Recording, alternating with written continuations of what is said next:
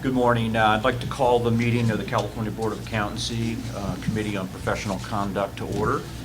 Let's start by taking roll on my left. We'll go around. Sochi Leon. Mark Silverman. Michael Savoy. Larry Kaplan. Okay. I think with that we have a quorum. Agenda item 1, we're going to be approving the minutes from the prior committee meeting. So let's, can I have a motion? So moved. Second. I second. Okay. Are there any additional comments from the board members? No comments. Any comments from the public? Okay. I'll now call for a vote. George Pamela, Yes. Larry Kaplan, Yes. Sochi Leon, Yes. Michael Savoy, Abstain. and Mark Silverman. Yes. Okay, motion carries. Agenda item 2, we're going to have a presentation on from Dominic Franzella on some possible rulemaking changes relating to the transfer of a licensee's practice. With that, I will turn it over to Dominic. Thank you. Good morning. Before I begin, I just wanted to point out that the CPC item 2, agenda item, CBA item 8A2 was provided in a subsequent mail out and as was also emailed to members. I believe there's also for members of the public copies in the back if they didn't receive them. So just want to make sure everyone knew. So for this item, the CBA is being asked to consider the adoption of 2 new regulatory sections and a possible amendment to Business and Professions Code Section 5063.3. If the CBA agrees with the need to adopt the new regulatory sections, and it will need to direct staff to initiate a rulemaking, and if it agrees with the proposed amendments to the Business and Professions Code Section 5063.3, it will need to direct staff to seek a legislative change. So to provide a bit of just a brief background on this, especially since it was such late in providing to members, I want to make sure I cover it a little bit more full. In March of last year, the CBA reviewed an AICPA exposure draft regarding various new and revised interpretations to the Code of Professional Conduct, the AICPA's Code of Professional Conduct, concerning a licensee's obligations when selling, transferring, or discontinuing his or her practice. In attachment 2, staff have provided the comment letter the CBA submitted to the AICPA regarding that exposure draft. The CBA noted that it supported transparency and protection of confidential information. The CBA also noted that there were various areas within its rules and regulations that might require expansion should the interpretations be adopted, and that it would review the possible modifications once the interpretations were finalized and released. So in October of last year, the AICPA adopted several interpretations, 2 of which require an amendment to the CBA statutes and CBA regulations. And in attachment 1, staff have included the new and revised interpretations adopted by the AICPA. The 2 new AICPA interpretations that have necessitated the proposed adoptions of the regulations and amendments to the statutes are specifically 1.400.205, which is a new interpretation on the transfer of files and return of client records in sale, transfer, discontinuance, or acquisition of a practice. And section 1.700.050, which is a revised interpretation disclosing client information in connection with the review or acquisition of a member's practice.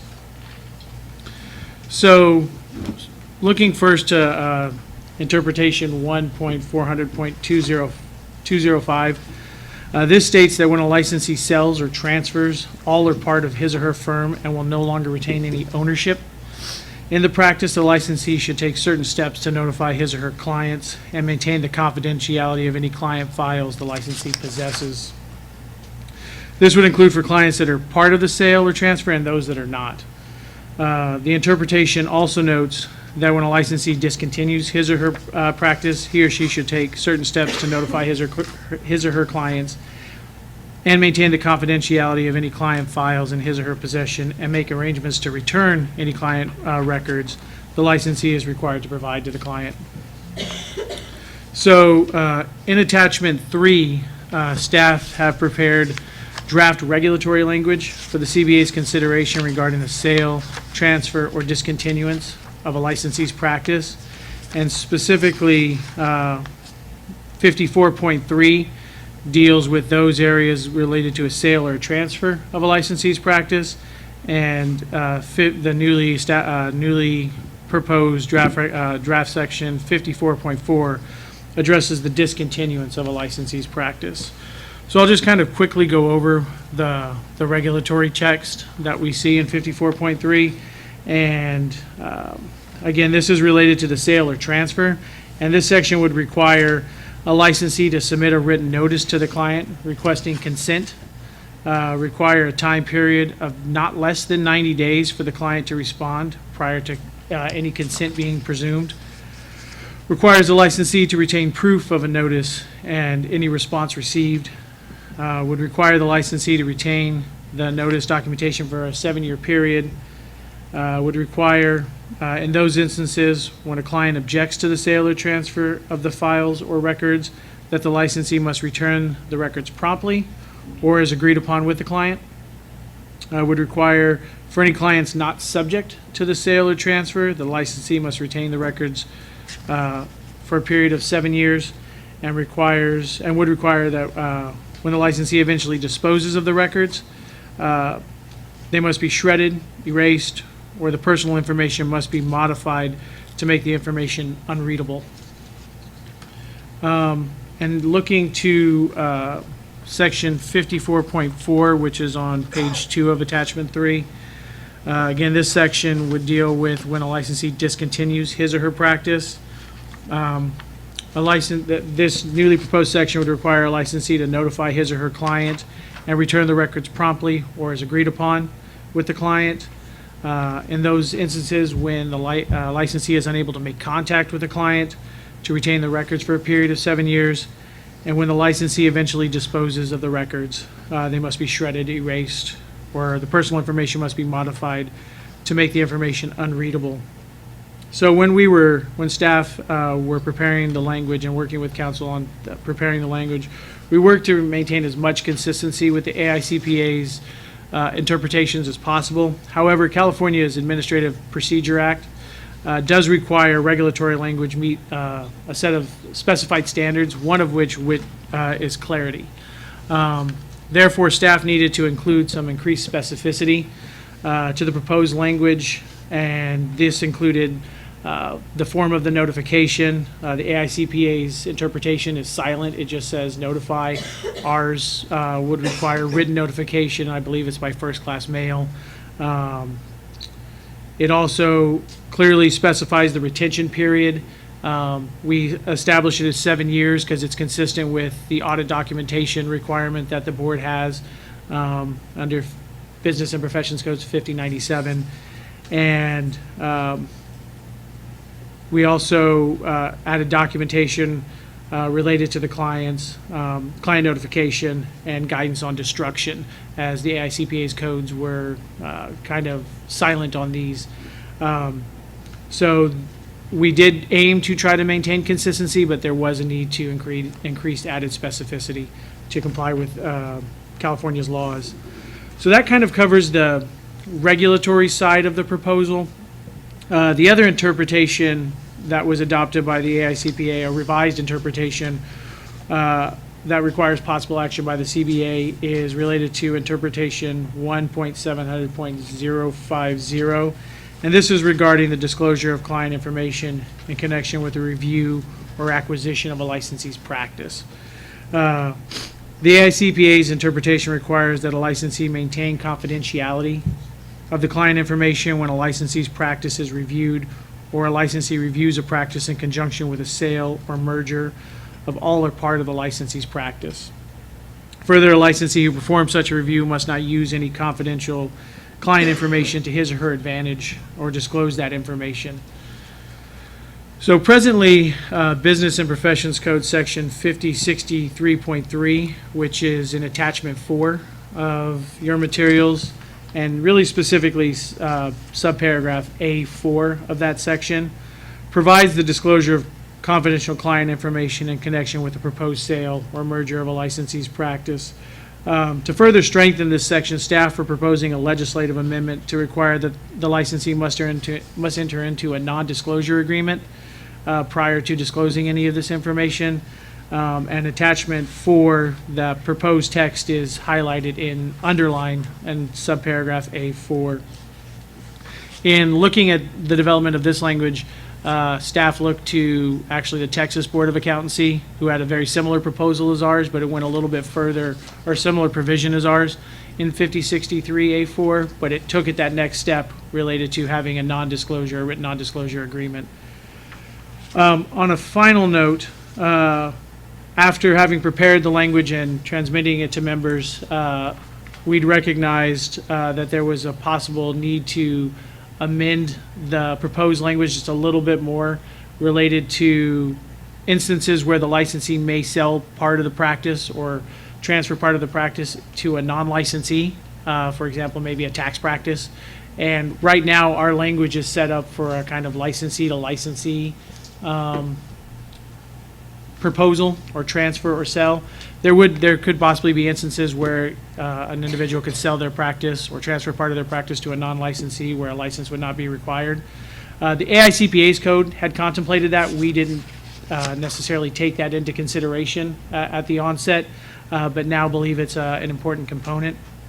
And what we're proposing to do, at least related to the regulatory text, is to maybe have the CPC adopt the language as we see here, but direct staff to work with council, presumably during lunch, to add an extra section to section 54.3 specifically in those instances where it's to a non-licensee, to follow certain steps that would be specific to the licensee as outlined in 54.3. I apologize, it's kind of generic, but it would be a section that just requires them to comply with those sections under 54.3 related to the notification, the retention, and the transfer of client files in those instances where it's a non-licensee who may be the individual to whom they're transferring or selling the practice.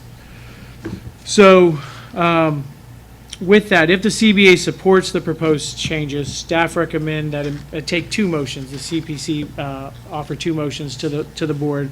One specific to initiating the rulemaking, and one specific to seeking a legislative amendment. On page 4 of the actual item, staff have provided some proposed motions for the CPC's consideration. If the CBA supports the proposed language in the CBA regulations, sections 54.3 and 54.4, staff recommend that the CBA make a motion to approve the proposed regulatory text in CBA regulations, sections 54.3 and 54.4, direct staff to submit the text to the Director of the Department of Consumer Affairs and the Business Consumer Services and Housing Agency for review, and if no adverse comments are received, authorize the executive officer to take all steps necessary to initiate the rulemaking process, make any non-substantive changes to the package, and set the matter for hearing. Further, if the CBA supports the proposed changes to the legislative language in BPC section 5063.3, staff recommend that the CBA make a motion to adopt the proposed changes to this section and direct staff to seek its inclusion in a 2017 omnibus bill, or if necessary, seek an author to carry a separate bill. With that, I would like to turn discussion back over to the chair, and I'd be happy to answer any questions members may have. Any questions from committee members? Mr. Franzella? This is a comment. As I was reading this, the one thing that I saw missing was mention about protection of consumer or client information in a protected manner, given the increased use of electronic information.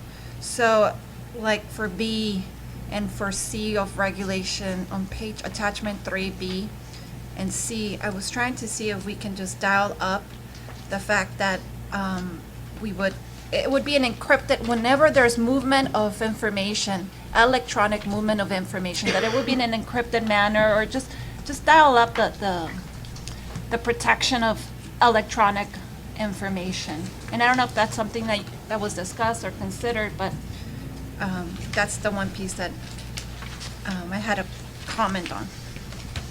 Thank you.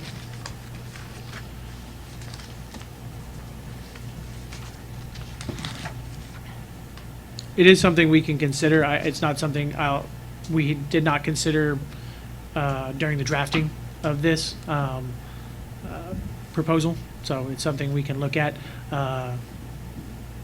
To do so would probably, my guess is if we were to go down that route, I'm not sure if there'd be time today to pull that together and then present it to the CBA, because part of the requirements of the APA is that the CBA, when adopting regulatory text, has that exact text in front of them and making that determination.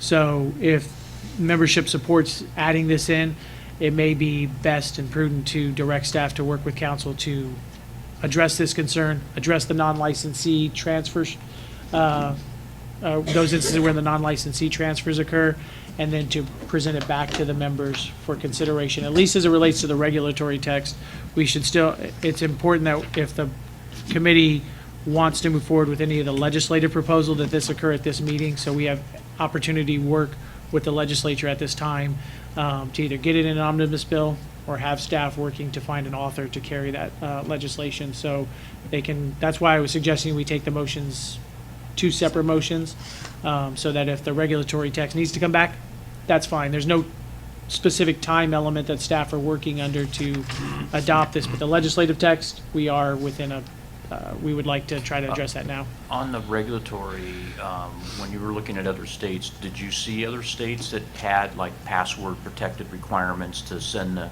information or encryption or anything like that? Honestly, when it related to looking at the regulatory text, it wasn't something we endeavored to look too much at the other states on. I'm not sure too many states actually have covered this.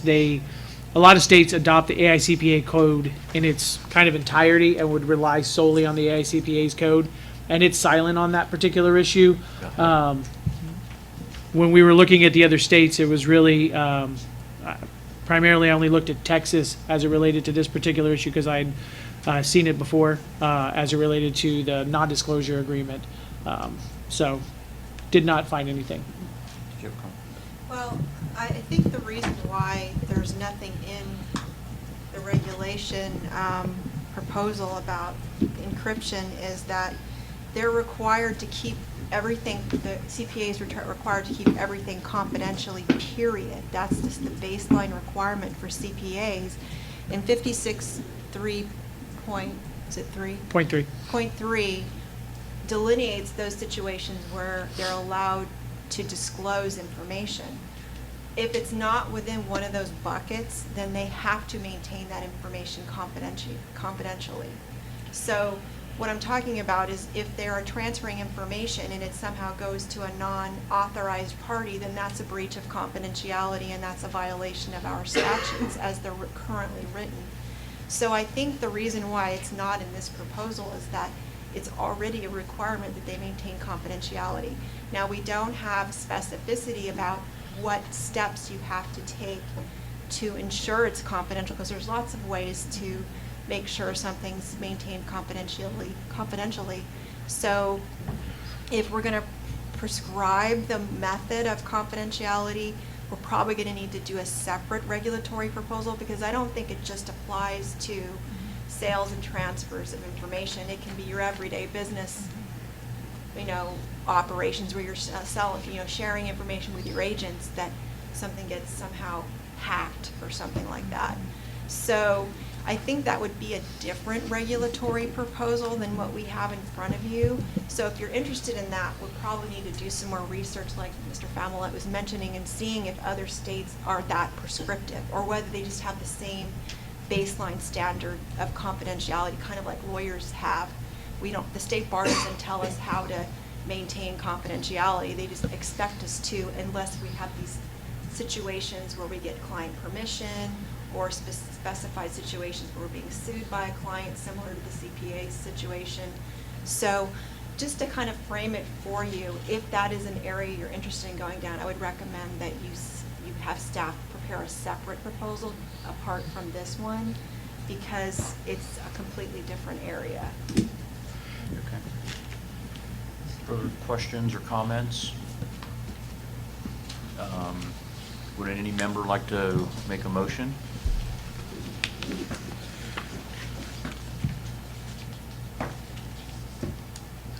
Let's see, let me practice. So I move to approve the proposed CBA regulations for section 54.3 and 54.4 as stated on attachment 3. And I think we might need a little bit more of the lingo that I think is in the memo, correct, Mr. Franzella? Page 4. Sorry, thank you.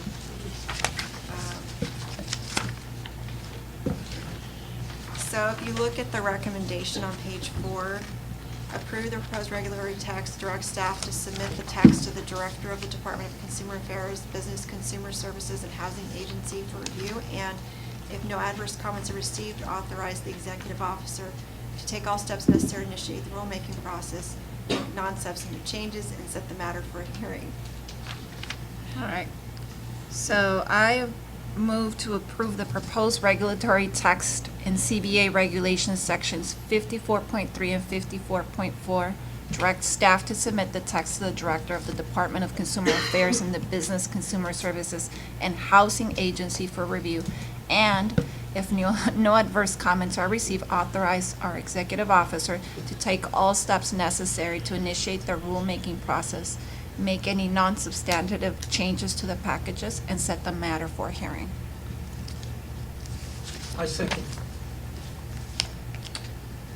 Any other additional comments? Committee members? Okay, let's call for the vote. Sorry? Public comment. Or public comment, excuse me, public comment. Okay. Okay. Now, Call for the vote. Michael Savoy? Yes. Mark Silverman? Yes. Soshi Leon? Yes. Larry Kaplan? Yes. And George Familette? Yes. The motion passes. can I make another request that you direct staff to work with me on additional language for consideration at the board regarding non-licensee sales of practices to non-licensees? I need a motion for that, is that okay? So moved. Thank you. Second. Public comment? Call for a vote. Larry Kaplan? Yes. Soshi Leon? Yes. George Familette? Yes. Mark Silverman? Yes. And Michael Savoy? Yes. Motion carries.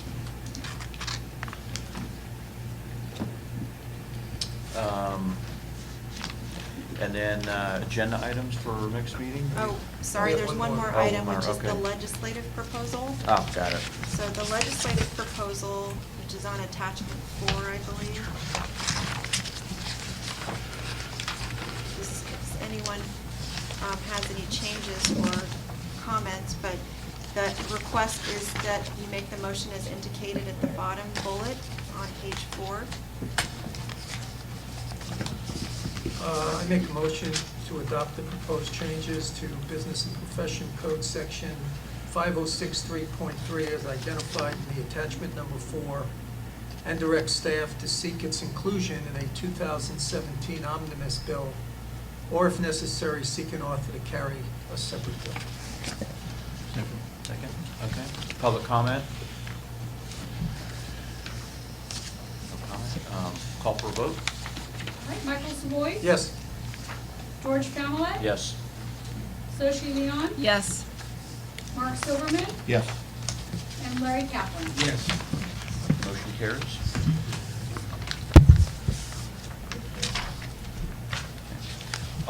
Any public comment on any item on the agenda?